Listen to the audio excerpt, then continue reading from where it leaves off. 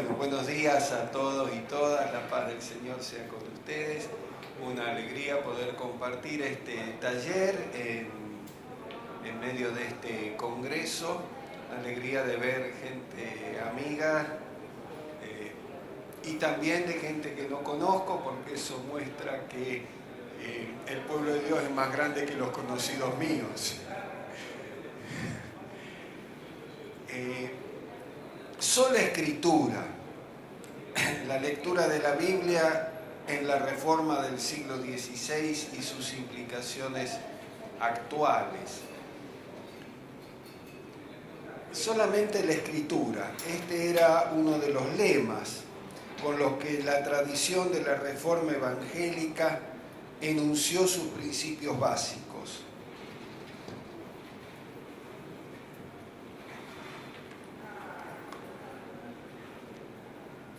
Disculpen, siempre me olvido del tema del orden. No los uso regularmente, entonces me olvido que tengo que usarlos. La certeza de que sola Escritura es la certeza de que el encuentro con la palabra de Dios, cuyo testimonio se halla en la Biblia, está la totalidad de lo necesario para la salvación. En ella se nos presenta Jesús, su vida, sus enseñanzas, sus obras, el Cristo crucificado y resucitado, solo Cristo en la tradición y la Reforma, la revelación que inspira la fe, sola fides, nos habla de la gracia divina, sola gracia, y quien se atiene a su palabra sabe a quién glorificar, solo a Dios la gloria. Estos lemas fueron los que los publicistas de Lutero lograron armar. No los vamos a encontrar así en Lutero, ciertamente, pero como para caracterizar el sentido más profundo de la Reforma. Sola Escritura, solo Cristo, solo la fe, solo la gracia, solo a Dios la gloria. Sola Escritura es a la vez una afirmación y un reclamo. Es fijar un límite.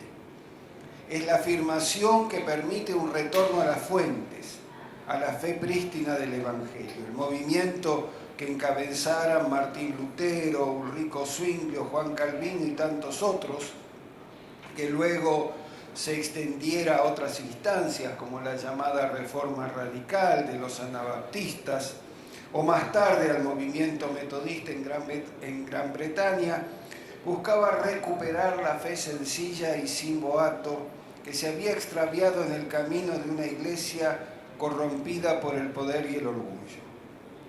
Para ello encontraba en las páginas del Libro Santo su inspiración, la suficiente guía con la cual sostenerse. Pero a la vez es un reclamo y es un límite. Sola Escritura era una forma de dejar atrás la teología escolástica con su apelación a la tradición y sus elaborados argumentos abstractos. La tradición, formada básicamente por los concilios, librada al arbitrio del magisterio del poder eclesial, y la filosofía griega, Platón en la tradición de Agustín y Aristóteles en el caso de Tomás de Aquino, se habían constituido en la base argumentativa de la fe cristiana. La Biblia quedaba atrapada en el poder eclesial, que la encerraba en sus catedrales sin dejar su lectura abierto al pueblo. Quedaba atrapada en un latín que ya no era la lengua vulgar de San Jerónimo. Su palabra era pasada por el filtro de una filosofía aristocrática, de intereses políticos y económicos. El retorno a la Biblia como única y suficiente fuente de fe y doctrina era una poderosa crítica, a la vez a la corrupción del poder de la Iglesia, a la manipulación de la fe de las gentes sencillas y al modo en que se había construido el hacer teológico. Y acá quiero hacer una salvedad porque es motivo de discusión hasta qué punto el texto bíblico está a la base de la cultura de Occidente. Hay muchos que afirman esto. Lo que está a la base de la cultura de Occidente es la cristiandad. Y la cristiandad no estaba necesariamente basada en la Biblia. Si bien había sus fuentes bíblicas, la cristiandad se construyó justamente como una cultura que imponía una única manera de ser, una única manera de creer. Y entonces la Biblia, que por un lado está a la base de esta cultura, en la Reforma se levanta como una crítica de esta cultura. De manera que podemos decir que la Biblia es a la vez fuente y crítica de la cultura de Occidente. Solo escritura también tuvo otras consecuencias. Si la Biblia es la fuente universal de la fe y se afirma a la vez el sacerdocio universal de los creyentes, sin ninguna propaganda para la Iglesia Universal, por favor, todos deben tener acceso a sus páginas. Esto exigía que todos pudieran leerla. Y ello tenía al menos dos consecuencias que influyeron decisivamente, no solo en lo religioso, sino en lo cultural. La necesidad de que todo el pueblo pudiera leer, la universalización de la enseñanza básica y que la Biblia estuviera en la lengua del pueblo al alcance de todos. Si queremos que todos puedan leer la Biblia, todos tienen que saber leer y segundo, la Biblia tiene que estar en un lenguaje comprensible para todos. De hecho, la traducción de la Biblia al alemán que hizo Martín Lutero ayudó a fijar la gramática de ese idioma.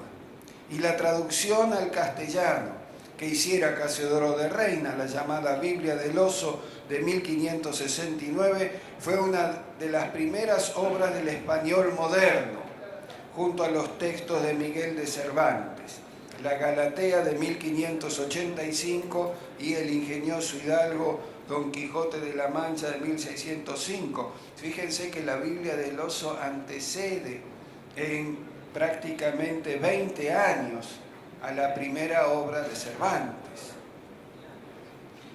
De no haber sido por la proscripción de esta Biblia y la tenaz persecución de la Inquisición a la Reforma en España, hoy tendríamos a la Biblia del Oso como la obra insigne del español moderno.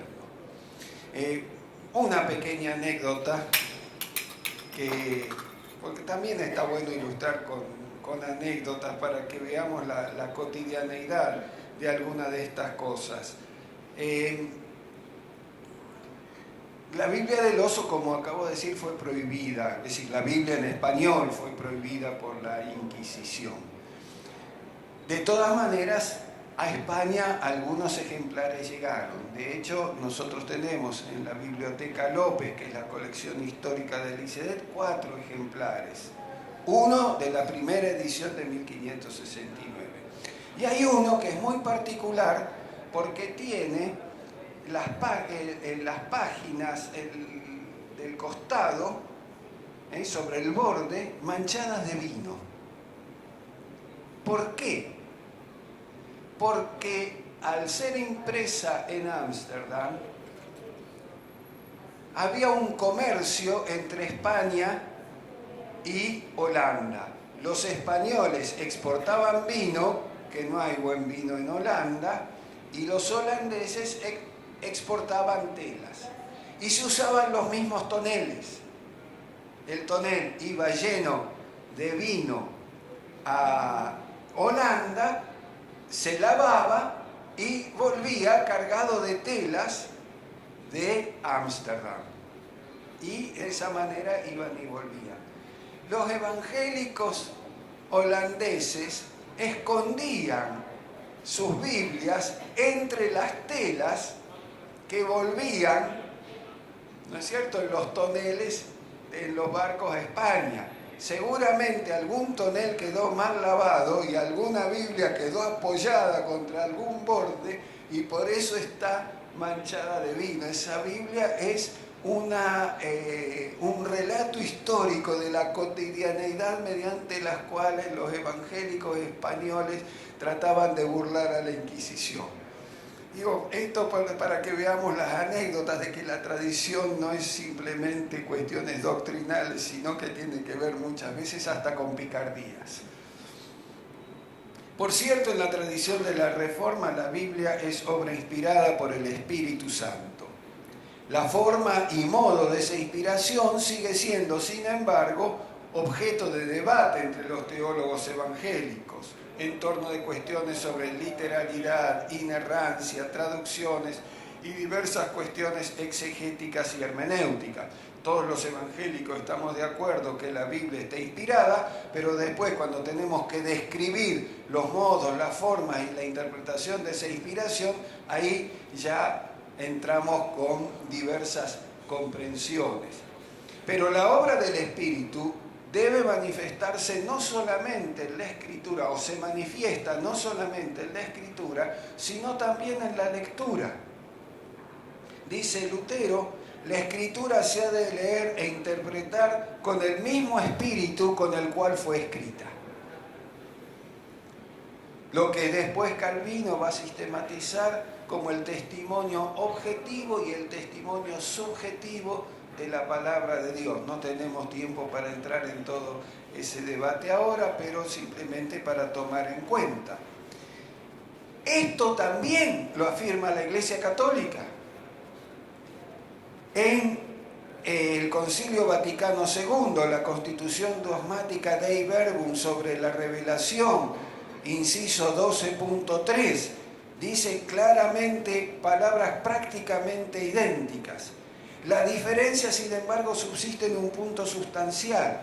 En ese mismo párrafo, la doctrina católica afirma a continuación de esta afirmación: todo lo que se refiere a la interpretación de las Sagradas Escrituras está sometido en última instancia a la Iglesia, que tiene el mandato y el ministerio divino de conservar e interpretar la palabra de Dios.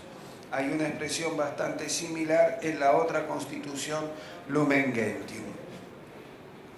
Es decir, es la Iglesia a través de su magisterio la que interpreta la palabra de Dios. Esto sigue siendo el principal punto de desacuerdo entre la convicción evangélica y la convicción católica en cuanto a la interpretación bíblica. La interpretación de las Escrituras por parte de los creyentes en la lectura personal y comunitaria es la interpretación abierta. Y recuerda que la Iglesia está sometida a la palabra divina y no al revés. No es que la Iglesia interpreta a la palabra, sino que la palabra interpela a la Iglesia, ¿no? Esta sigue siendo una de las principales cuestiones en torno de la comprensión de la Biblia. La otra tiene que ver con el canon, ¿no es cierto? ¿Cuáles son los libros inspirados? El índice de la Biblia en su versión protestante se diferencia de las aceptadas por el Vaticano. Todas coinciden en el canon del Nuevo Testamento, pero hay significativas diferencias en el canon del Antiguo. Esto se debe a que el canon oficial de la Iglesia Católica es el armado por San Jerónimo en la Vulgata latina, que toma para el Antiguo Testamento varios textos, no de la versión hebrea, sino de la versión griega de los 70. No todos los textos de la versión de los 70, lo cual también produce una diferencia con la Iglesia Ortodoxa, que toma otros textos también de los 70 para construir su canon. Lutero se retrotrae y dice solamente los textos hebreos, el llamado texto masorético es canónico. Pero si queremos tener un problema adicional, miremos a la Iglesia ortodoxa copta en Egipto, que incluye en su canon los libros de Enoc. ¿Y cuál es su argumento? Que en la canónica epístola de Judas, en el Nuevo Testamento, hay una cita del libro de Enoc. Y por lo tanto, si el Nuevo Testamento cita el libro de Enoc, el libro de Enoc debe tenerse por canónico en el Antiguo Testamento.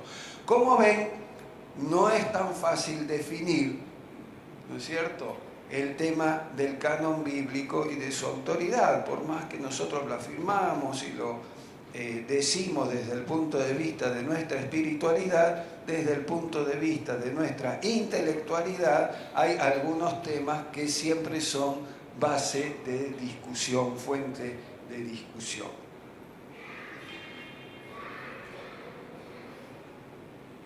El rechazo que experimentaron las ideas de Lutero, motivado por el apego al poder del edificio eclesiástico de entonces, lo llevaron a profundizar teológicamente su experiencia de fe y redescubrir el sentido profundo de la palabra de Dios encarnada en Jesús en Cristo y expresada en las páginas bíblicas. No fue el único, ya había antecedentes. Tengo que decir que en realidad la reforma fue una frustración. ¿Por qué? Y porque no fue reforma, sino ruptura. Lo que se proponía Lutero y aquellos otros que lo acompañaron no era romper la unidad de la Iglesia, era una reforma frente a lo que entendía excesos en el poder y en el edificio eclesiástico, desfiguración a partir de la jerarquía y el problema de lo que él va a llamar después el cautiverio babilónico de la Iglesia, ¿no es cierto? Toda la construcción teológica escolástica. No logró reformar y por el contrario lo que se produjo fue una ruptura. Pero esta ruptura ya tenía antecedentes y si bien por razones de tiempo no me puedo extender en toda la historia de esto, por lo menos voy a mencionar a los valdenses. Porque probablemente los valdenses fueron aquellos que en forma más explícita primeramente plantearon esto. El movimiento valdense nace de una figura que no sabemos si su nombre original era Pedro Baldo, pero así es como es conocido en la historia, ¿no es cierto? Muchos dicen que en realidad se pone Pedro, cambia su nombre y adopta el nombre de Pedro para señalar su oposición al Papa, y Baldo por provenir de los valles, ¿no es cierto? Pero bueno, esa es una cuestión que vamos a dejar librar a los historiadores que no se han puesto de acuerdo tampoco. Baldo en un momento lee en la Escritura el mandato de Jesús al joven rico: va, vende todo lo que tienes, da a los pobres y ven, sígueme, y dice, esto es un mandato y hay que cumplirlo literalmente. Siendo un poderoso industrial, entre comillas, para lo que podía ser un industrial en aquella época, textil, vende efectivamente todo lo que tiene, reparte entre los pobres de la ciudad de Lyon, de ahí que también su movimiento se llama el de los pobres de Lyon, y sale a predicar la textualidad bíblica. Y de hecho produce una traducción de la Biblia al idioma occitano, que era el idioma de la región. Y en su sentido de la literalidad bíblica, rechaza por antibíblicas las misas y la transubstanciación, las oraciones por los difuntos, el purgatorio, el valor intrínseco de los sacramentos y el celibato sacerdotal. Es decir, ya casi 400 años antes de la Reforma ya levanta estos temas que después van a ser los mismos que de alguna manera toma la Reforma más adelante.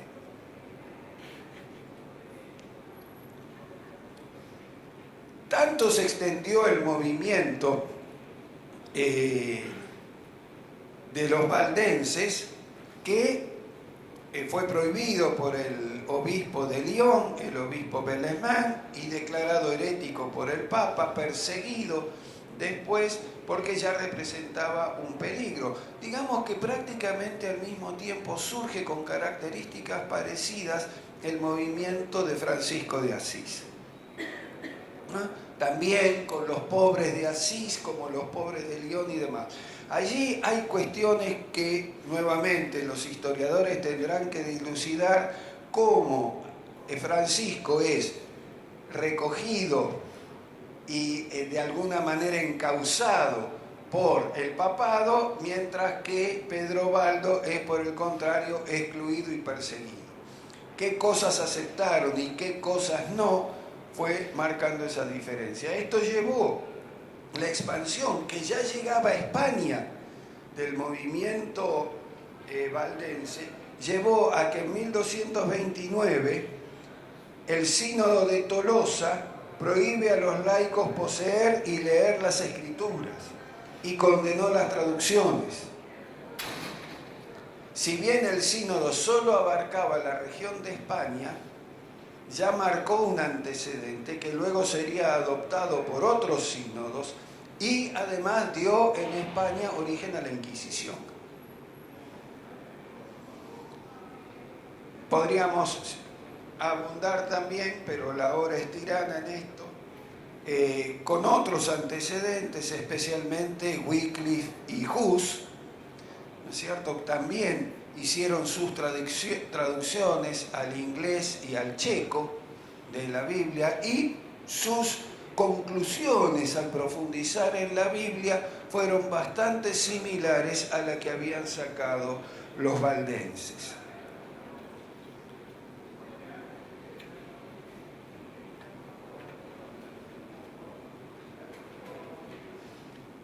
Vamos a otro aspecto que tiene que ver con la experiencia del propio Martín Lutero. La Biblia no estaba en los hogares ni en la formación escolar en la cristiandad de la Europa medieval. Por muy cristiana que fuera una familia y por más que la educación estaba a cargo de los monjes, la Biblia estaba prohibida para los laicos.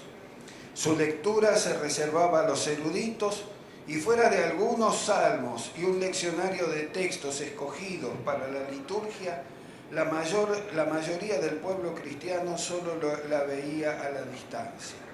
El propio Martín Lutero no fue una excepción. Solo a los 20 años y ya como estudiante universitario toma contacto con una Biblia y medio por casualidad. Estudiante de Derecho en la Universidad de Erfurt, becado allí, recorre la biblioteca buscando unos textos y se encuentra en uno de los anaqueles una versión de la Vulgata. Y llevado por la curiosidad la toma, la empieza a leer, no la larga nunca más. Se apasiona por la Biblia, se vuelve un lector implacable del texto bíblico y se compra todos los comentarios bíblicos que encuentra a mano ahí en las librerías de Erfurt, que eran comentarios muy restringidos porque eran comentarios solamente a los textos que se usaban en la liturgia. Pero de todas maneras, esto lo lleva, junto con otras cosas que van conformando su vida, a tomar los votos monacales como monje agustino. En ese tiempo vive atormentado por su sentido de culpa, ¿no? Los biógrafos de Lutero señalan que se flagelaba diariamente, que su gran pregunta era ¿cómo puede Dios amar a un pecador como yo? ¿No es cierto? ¿Cómo puedo encontrar un Dios misericordioso? El abad del monasterio le da una Biblia para que se consuele mediante su lectura, y efectivamente encuentra su consuelo especialmente en la lectura de la carta a los romanos, en el concepto de la gracia divina.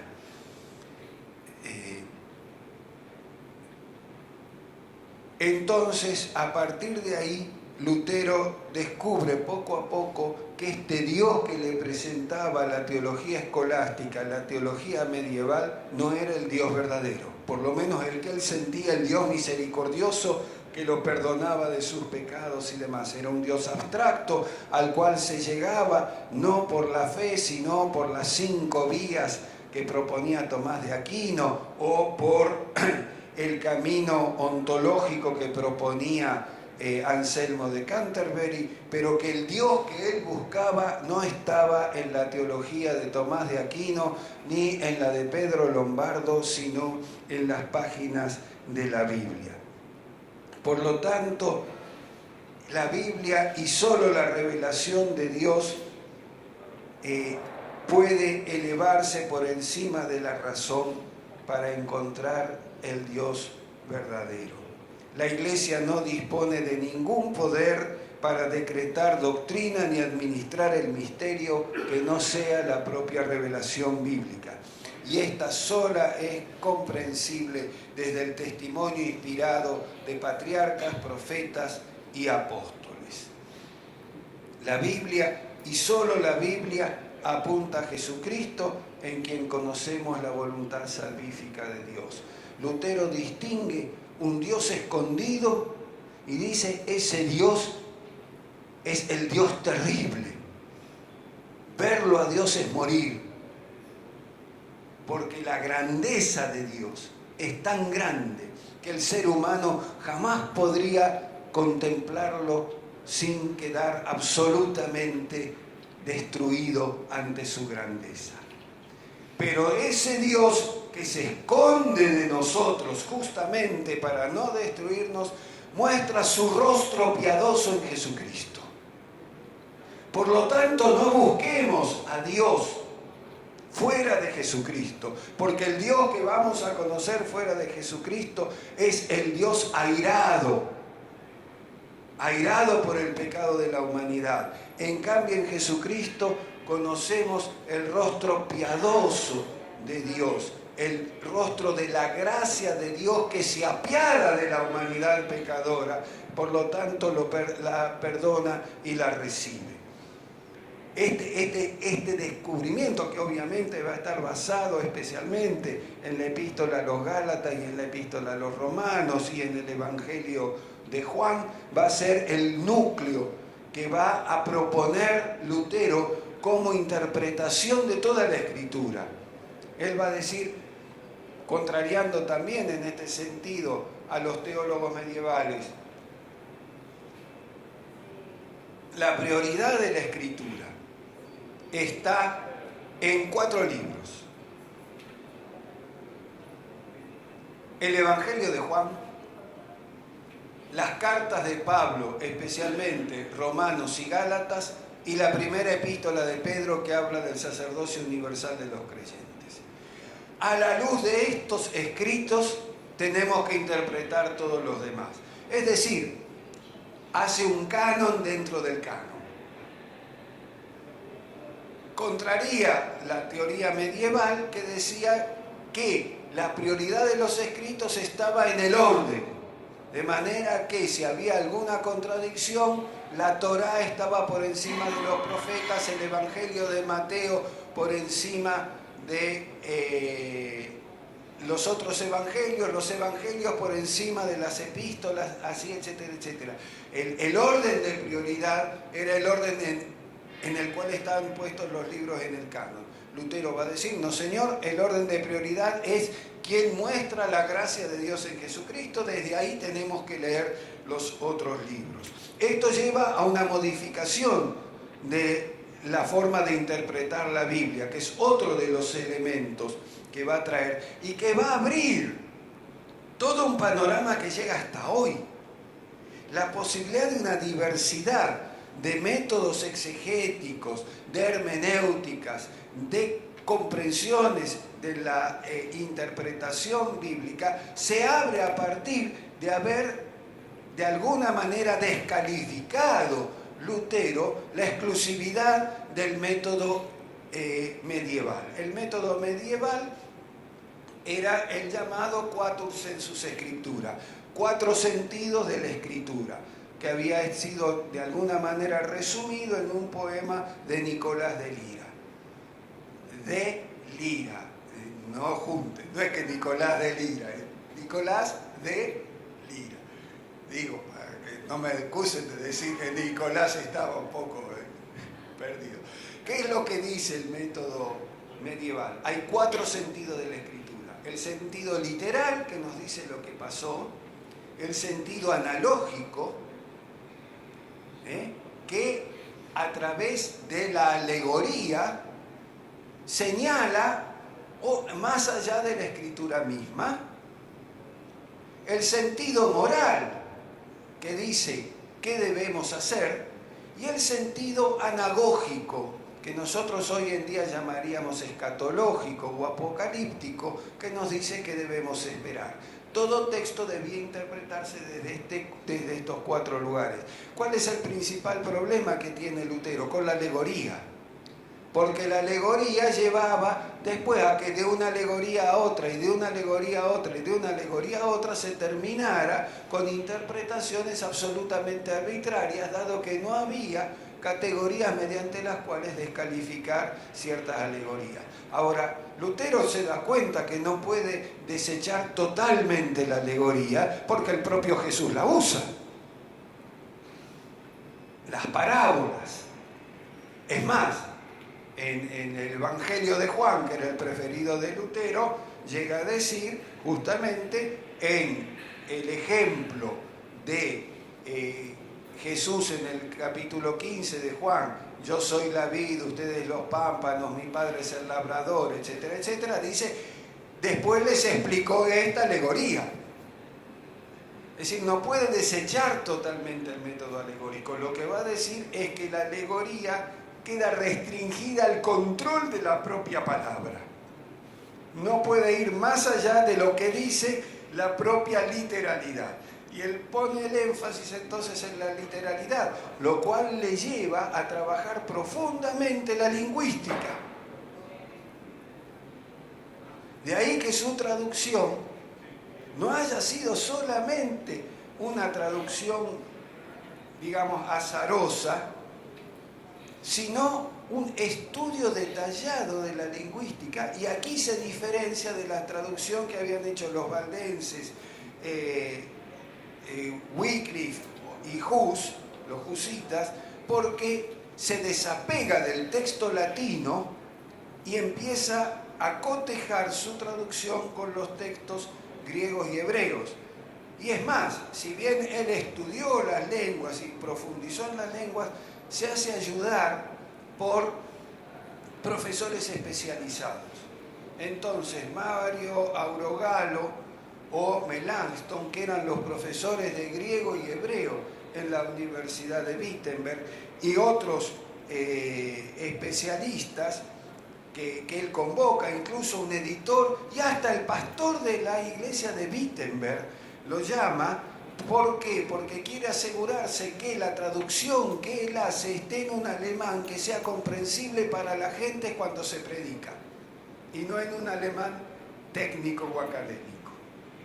Entonces, en realidad se constituye el primer equipo de traductores bíblicos, un equipo con especialistas, hasta un editor para la diagramación a la imprenta. ¿No? De manera que podríamos decir que el primer antecedente de los equipos de traductores de la sociedad bíblica ya lo había conformado el propio Lutero para su interpretación de la Escritura. Él llega a profundizar todavía más este tema, como dije, buscando hasta un traductor, hasta un corrector y editor, un pastor, para que la Biblia pudiera estar en un lenguaje, y al hacerlo crea el idioma alemán.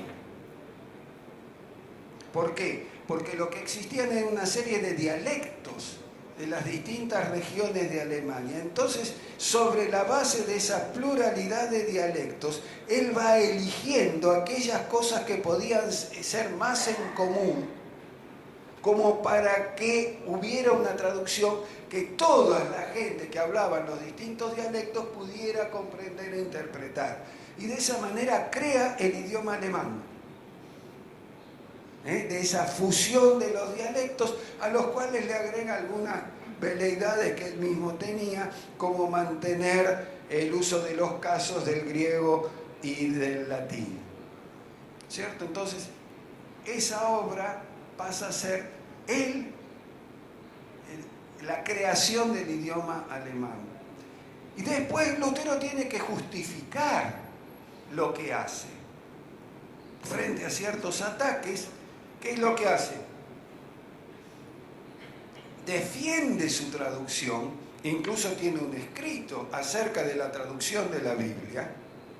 Entre las obras de Lutero, dicho sea de paso, una pequeña propaganda, Editorial La Aurora está reimprimiendo los 10 tomos de las obras de Lutero para esta ocasión. Los que tengan interés, si la reservan y pagan un anticipo antes del 30 de este mes, tienen un 30% de descuento sobre la colección total.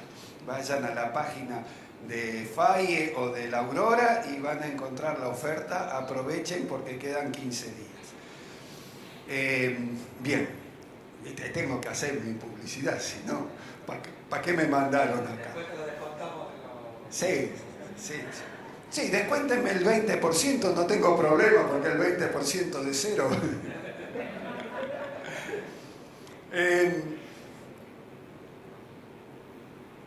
Lutero, en su texto donde defiende la interpretación, el arte de traducir se llama justamente, Lutero explica muchas de sus opciones al traducir y lo hace principalmente a partir de opciones doctrinales y de claridad.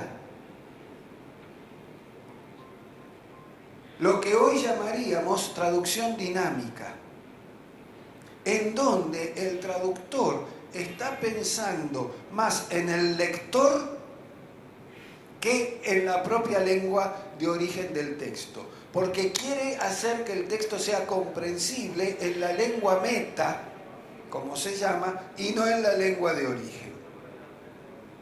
Entonces él justifica una cantidad de interpretaciones que aparecen en la traducción. Toda traducción es una interpretación, se los dice un traductor. Toda traducción es una interpretación, pero él justifica sus interpretaciones al traducir a partir de la dinámica propia de la mentalidad y lengua alemanas. Es decir, empieza con lo que podríamos llamar hoy modernamente una teología contextual. La teología tiene que tener en cuenta el contexto cultural en el cual se inserta el mensaje. Esta es en el fondo la concepción de Lutero en la traducción. Por eso, cuando hablamos de las consecuencias e implicancias para el día de hoy de la Reforma, veamos el valor que tienen las teologías contextuales.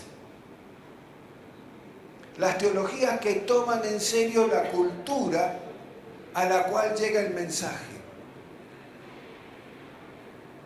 ¿cierto? Y que tienen que expresarse con las formas, con los modos y en una mentalidad accesible, no solamente desde una cierta pureza doctrinal, sino desde el pueblo al cual va dirigido. Y Lutero tenía muy consciente de que su traducción de la Biblia era para el pueblo. Y no solamente su traducción de la Biblia, sino que va más allá y empieza a poner los textos bíblicos en lenguaje cantable. Y crea Lutero el primer himnario sobre la base de los salmos. El primer himnario evangélico que se conoce, que sería el primer himnario, digamos, extralitúrgico, o para una liturgia distinta de la tradicional católica, consta de 8 himnos.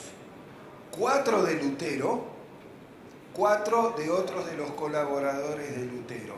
La estructura musical de los himnos está tomada de las canciones populares de la época, para que la gente la pudiera cantar.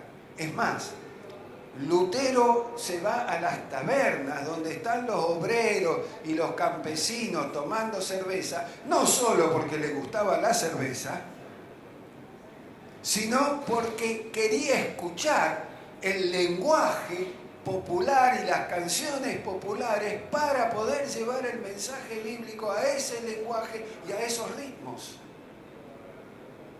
Después nosotros hemos transformado a los himnos de Lutero, ¿no es cierto?, en himnos solemnes que cantamos todos engolados y qué sé yo, pero yo me lo imagino a Lutero con un porrón de cerveza, cantillo fuerte, porque ese es el origen y no el otro.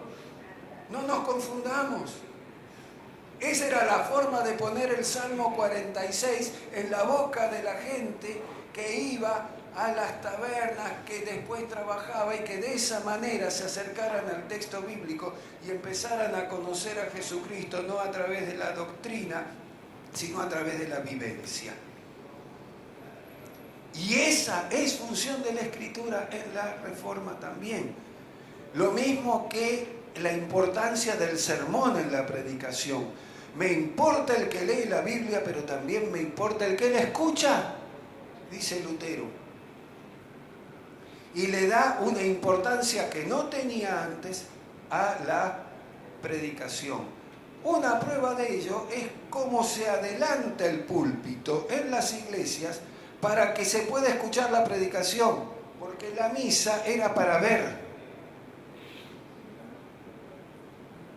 Pero ahora la iglesia tiene que ser adaptada para escuchar, donde no estaban estos aparatitos. Entonces tiene que modificar incluso la estructura del templo para poder poner la predicación como eje de los cultos, de los servicios de alabanza.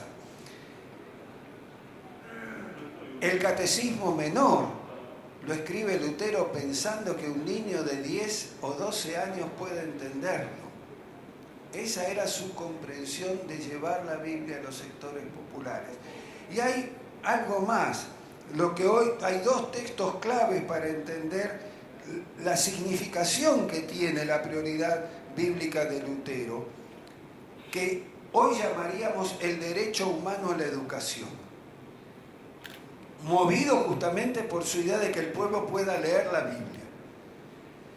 Una es una exhortación de 1524,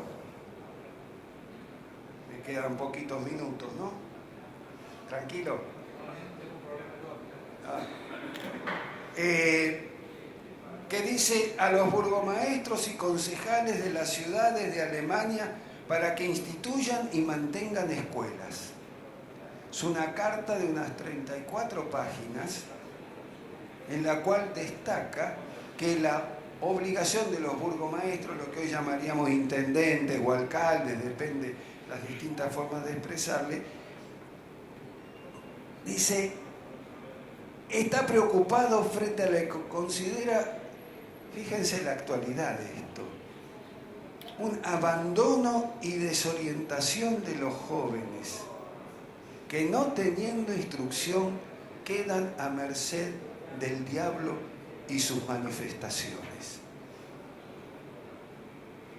Por el contrario, aconseja a las autoridades que en cambio de invertir en indulgencias, misas y fundaciones y otras extravagancias, textualmente, debiera en lo sucesivo, por gratitud y honor a Dios, donar una parte para escuela donde educar a los niños pobres, lo cual sería la más preciada inversión. Estoy leyendo textualmente. Alguien se lo tendría que leer a las mismas autoridades hoy. En la misma línea señala, no es bueno para una ciudad acumular fuertes armamentos o casas hermosos para que cualquier loco después venga y se apodere de ello. Por el contrario, la mayor prosperidad, seguridad y fortaleza de una ciudad consiste en tener muchos buenos ciudadanos, capaces, sabios, juiciosos, honorables, porque han sido bien educados. Digo, alguien tendría que leer esto hoy. Pero no ve en la escuela solo un aspecto disciplinario, sino que también destaca, adelantándose casi 500 años, que por la gracia de Dios, están dadas actualmente las condiciones para que los niños aprendan con placer y juego, sean lenguas u otras artes o la historia. Insisten que la educación no debe ser limitada a la nobleza o las clases altas, sino que incluso se adelanta para reclamar escuelas donde los niños pasen un par de horas y después puedan también aprender un oficio o realizar otras tareas. Y significativamente señala, presten atención, que lo mismo debe ocurrir con las niñas, pidiendo la educación de la mujer de las clases humildes.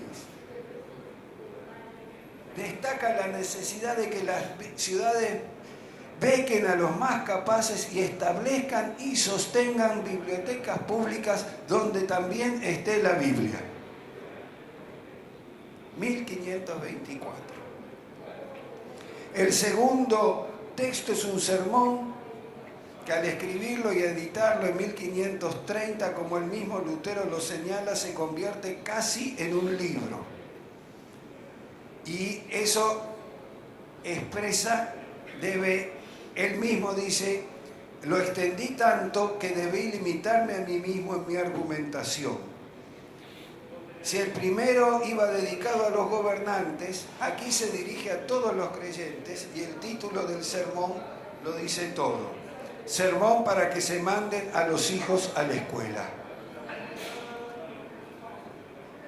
Una de las cosas que señala es que aprender oficios es también vocación, que la vocación no se limita, como se entendía en el medioevo, a la vocación sacerdotal o monástica, sino que Dios también llama a carpinteros, herreros y demás, porque sin esos oficios no podría sostenerse la ciudad. De tal manera que servir en un oficio cualquiera es también servir a la voluntad de Dios y es también expresar la vocación a la cual Dios nos llama. ¿Por qué me detengo en estos textos educativos para hablar de la teología bíblica popular? En primer lugar, porque no puede soslayarse que defender la educación pública al alcance de todos y todas y compatible con la vida cotidiana de todo el pueblo, una educación que supere lo libresco para ser entretenida y abierta, es de por sí un reclamo popular que sigue vigente. Se introduce aquí un pensamiento que luego tendrá su mayor expresión en otro teólogo reformado, Juan Amós Comenio, el verdadero padre de la didáctica moderna. Pero más allá de ello, lo que hay detrás es una intención de construir y consolidar la idea de igualdad en un pueblo. Todos deben poder leer y escribir, todos deben tener acceso a la cultura, todas las profesiones son dignas y vocación de Dios. Efectivamente, en este y otros varios escritos vemos la preocupación que tiene Lutero por establecer una identidad y dotar al pueblo alemán de una capacidad activa para construir su propio futuro al margen de las imposiciones imperiales. No es casualidad que después justamente el emperador lo decreta hereje y lo persigue y salen en su defensa los príncipes alemanes. Es la construcción de un pueblo que quiere elaborar su propia identidad frente a la imposición del imperio. No deja de tener actualidad. Cuando en una movida política él se aleja de los campesinos, empieza a perder prestigio. Lo que quiere rescatar es el Evangelio como defensa del débil, como formación de humanidad, como común acceso y vocación de servicio, y contribuye a la construcción de un pueblo, a poner en el lugar del objeto y la urgencia política al hombre y la mujer común. Recordemos que Lutero es contemporáneo de Maquiavelo y podemos ver entonces dos Cuando leemos esto y leemos Maquiavelo, vemos entonces dos opciones políticas claramente distintas, que siguen siendo influyentes hasta el día de hoy. Dicho sea de paso, también en ese tiempo vive Nicolás Copérnico. Cambió la imagen del mundo y del universo. Y en ese tiempo también Sebastián Elcano completa la vuelta al mundo, la primera circunnavegación del planeta, con lo cual se cambió incluso la imagen de la Tierra. Esos primeros 30 años, desde el 1500 al 1530, es la revolución cultural más grande hasta el siglo XX. Y en medio de ella está justamente la Reforma, con todas estas cosas que hemos podido señalar.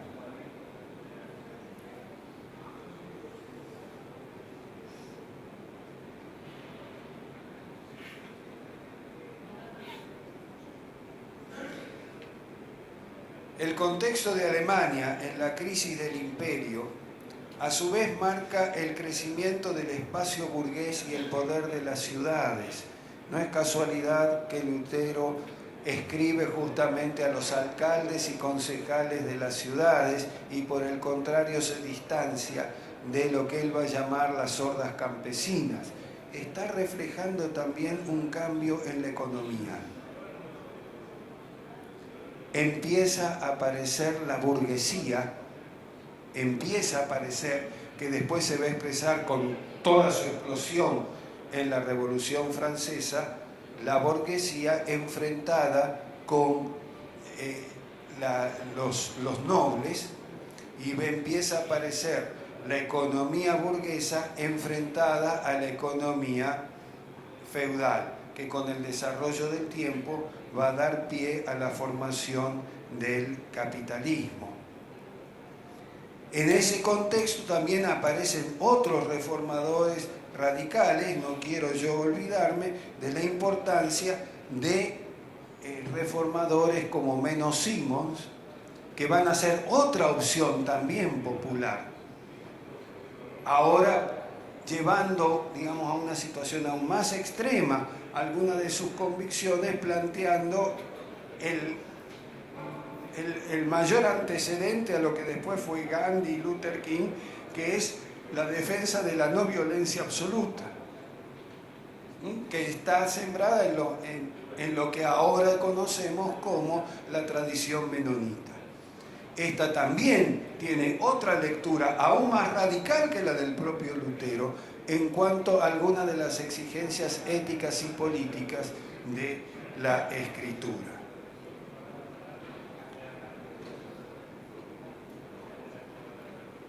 De esta manera se reintroduce, aunque no nos guste, el conflicto, la disputa, incluso en el modo de leer la Biblia. Y aunque no fuera la intención ni estaba explícito en sus escritos, de alguna manera reintroduce la posibilidad del principio democrático. Si todo el mundo puede leer la Biblia y todo el mundo puede interpretarla, se reintroduce el principio de todo el mundo a tomar sus propias decisiones y a pedir quién sea el que lo gobierne.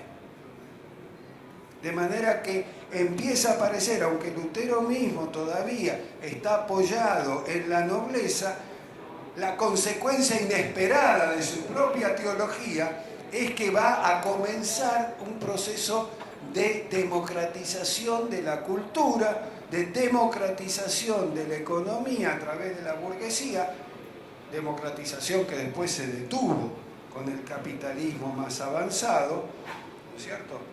Y democratización del poder.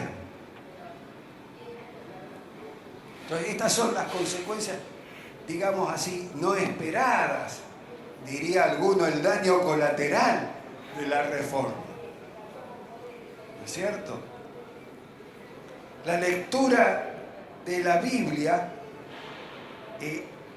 la posibilidad de la lectura de la Biblia por la pluralidad de las gentes y por lo tanto la pluralidad de las interpretaciones lleva a que haya que reducir la expectativa de la verdad a mi verdad.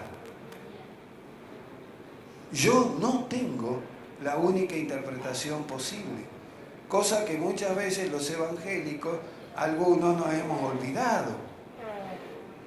Y que, volviendo al tema que señalábamos antes, en distintos contextos el espíritu puede impulsar distintas interpretaciones para dar respuesta a distintas culturas, a distintos modos de expresarse y demás. En sociedad bíblica lo aprendemos eso cuando tenemos que trabajar en las traducciones.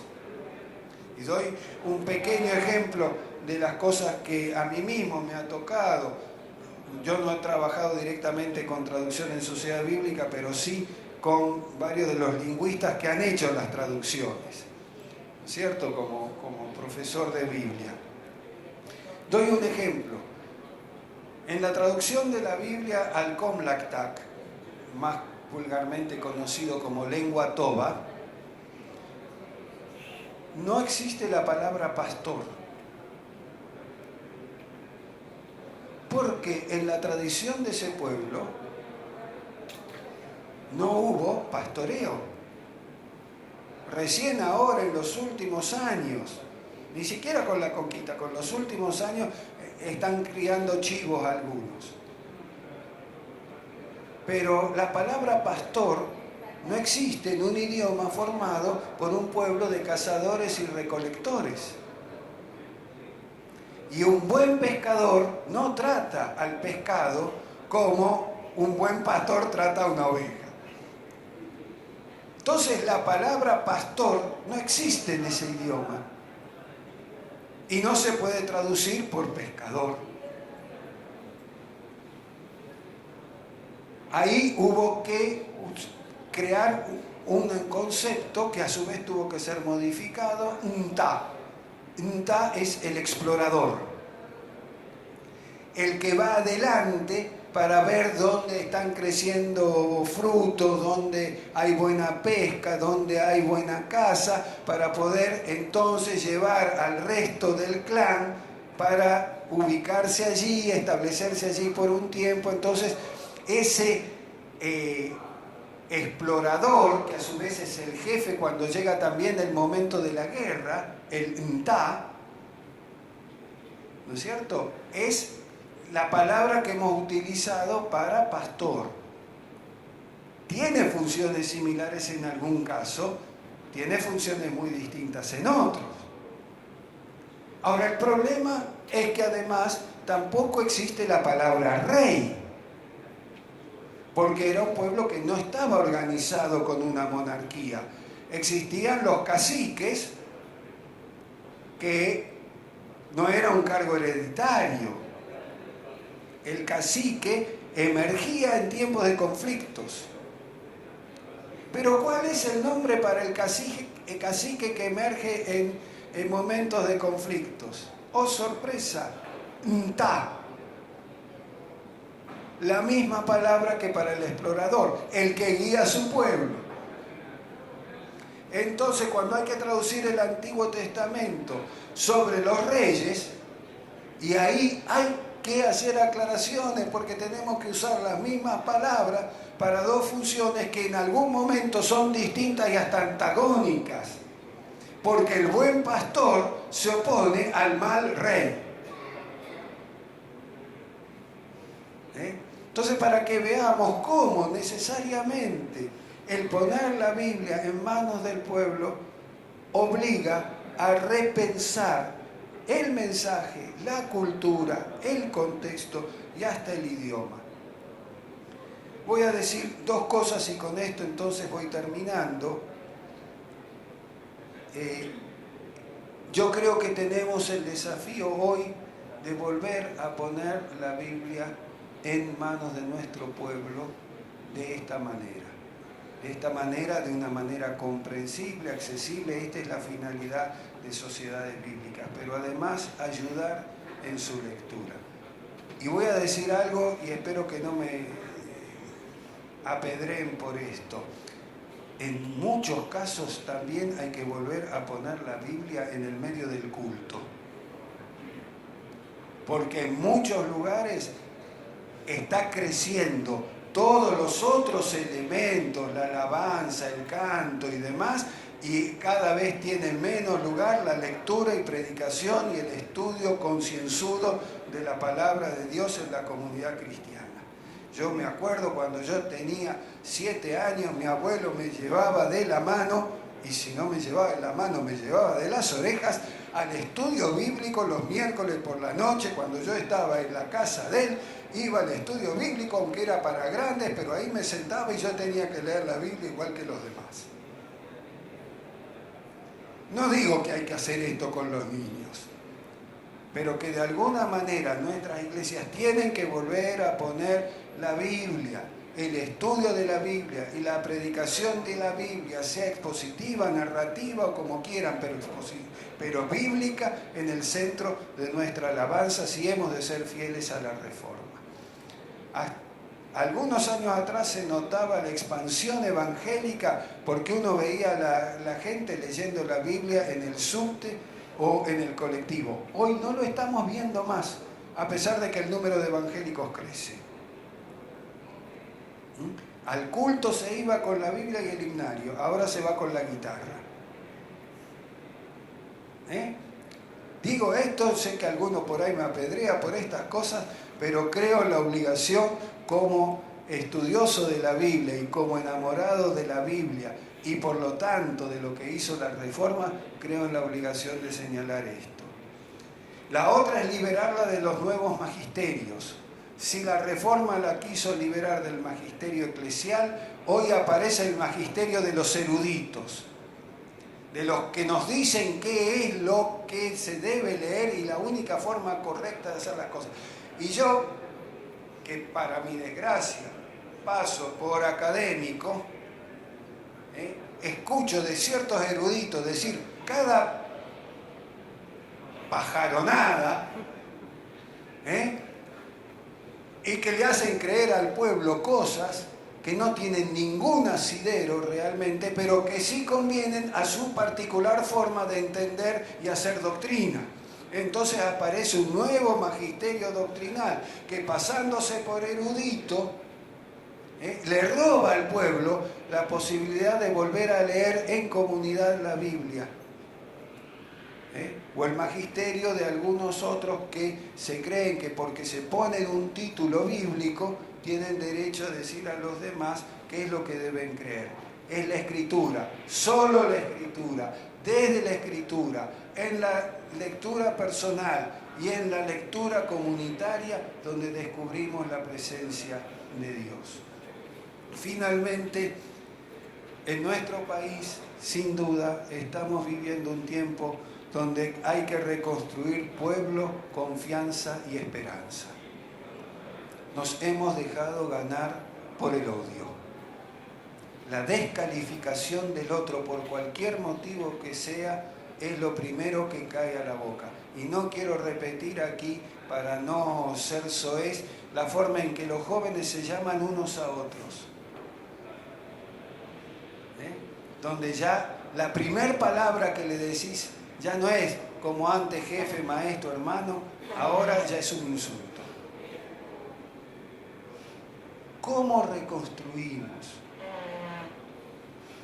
desde la Escritura amor en lugar de odio, expresiones de amistad en lugar de insulto, confianza en lugar de sospecha? ¿Cómo nos ayuda la Biblia, la comprensión que la Reforma nos da del mensaje bíblico como el mensaje de Dios mostrando su rostro misericordioso en Jesucristo?